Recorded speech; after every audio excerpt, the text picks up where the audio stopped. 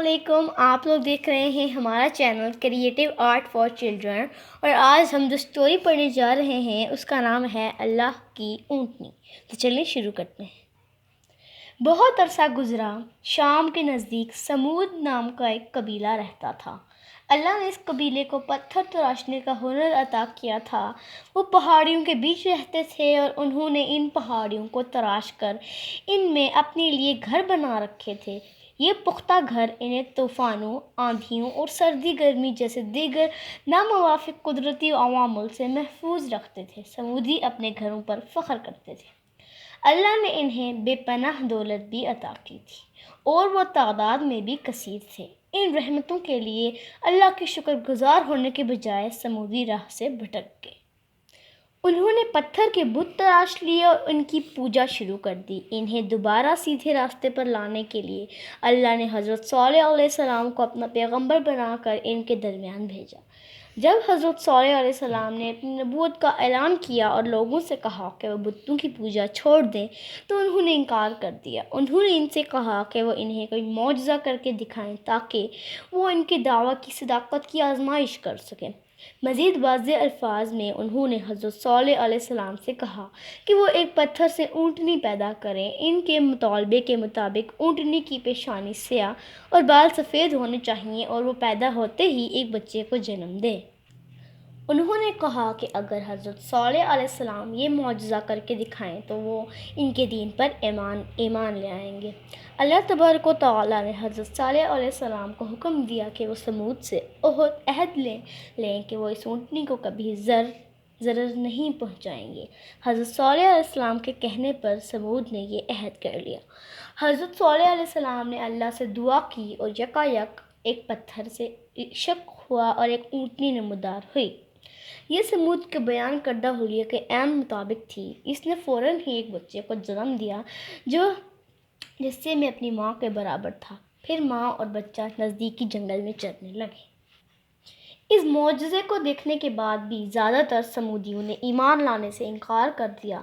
انہوں نے کہا کہ حضرت صالح علیہ السلام نے کسی جادو سے کام لیا ہے، تاہم ان کے سردار نے حضرت صالح علیہ السلام کا دین قبول کر لیا۔ اونٹنی وہاں رہنے لگی۔ سمودی نزدیک واقع ایک قدرتی چشمے سے پانی لیا کرتے تھے۔ اونٹنی جب بھی وہاں پانی پینے آتی تو چشمے کا سارا پانی پی جاتی، جو بعد ازاں اللہ کی رحمت سے دوبارہ بھر جاتا، لیکن بدلے میں وہ جتنا پانی پیتی اتنا ہی دودھ دیتی۔ سارا قبیلہ روزانہ اپنے مشکیزے دودھ سے بھر لیتا اور اس سے پنیر اور گھی تیار کرتا۔ ان چیزوں کو شہر میں بیچ کر انہوں نے اپنی دولت میں اور بھی اضافہ کر لیا۔ اونٹنی کے معجزانہ اوصاف نے کئی سمودیوں کو اللہ کی راہ کی طرف آنے پر قائل کر لیا۔ کافروں کو اس سے بڑی تشویش ہوئی۔ لوگوں کو اللہ کے دین میں داخل ہونے سے روکنے کے لیے انہوں نے اونٹنی کو قتل کرنے کا فیصلہ کیا۔ لہٰذا ایک دن یہ بہانہ کر کے کہ اونٹنی ان کا سارا پانی پی جاتی ہے اور ان کے مویشیوں کو ڈرا دیتی ہے، کافروں نے اس پر حملہ کیا اور اسے مار ڈالا۔ اس کے بچے نے یہ سب دیکھا اور یہ گریہ زاری کرنے لگا۔ اچانک جس پتھر سے اونٹنی پیدا ہوئی تھی وہ دوبارہ شق ہوا اور بچہ اس کے اندر چلا گیا۔ پتھر پھر سے بند ہو گیا۔ حضرت صالح علیہ السلام نے کافروں سے کہا کہ انہوں نے اللہ کے بھیجے ہوئے ایک بابرکت جانور کے خون سے ہاتھ رنگے ہیں اور انہوں نے اپنا عہد توڑ ڈالا ہے۔ اب 3 دن بعد اللہ کا قہر ان پر نازل ہوگا۔ پہلے روز ان کے چہروں کے رنگ زرد ہو جائیں گے، دوسرے روز سرخ ہو جائیں گے اور تیسرے روز سیاہ پڑ جائیں گے اور پھر وہ سب ہلاک ہو جائیں گے۔ کافروں نے پہلے ان پر یقین نہ کیا، لیکن پہلا دن طلوع ہوا اور ان کے چہرے زرد پڑ گئے۔ حضرت صالح علیہ السلام کے الفاظ کی صداقت ثابت کرنے کو یہی کافی تھا۔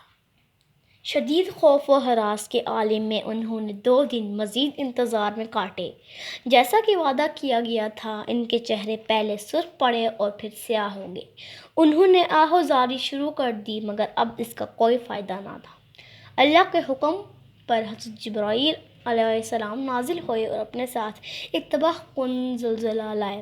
سمود کے بڑے بڑے اور مضبوط گھر جنہوں نے انہیں قدرتی آفات سے محفوظ رکھا تھا، ان کے سروں پر منہدم ہو گئے اور وہ ملبے تلے دب کر ہمیشہ کے لیے نگاہوں سے اوجھل ہو گئے۔ صرف حضرت صالح علیہ السلام اور ان کے پیروکار باقی رہے۔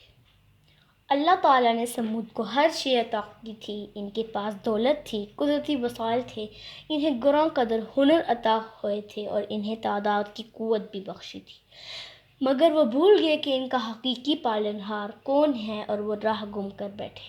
جب اللہ نے ان کی رہنمائی کرنے کے لیے اپنے پیغمبر کو بھیجا تو بھی وہ اپنی گمراہی پر ڈٹے رہے اور پہلے سے بھی زیادہ سرکش ہو گئے۔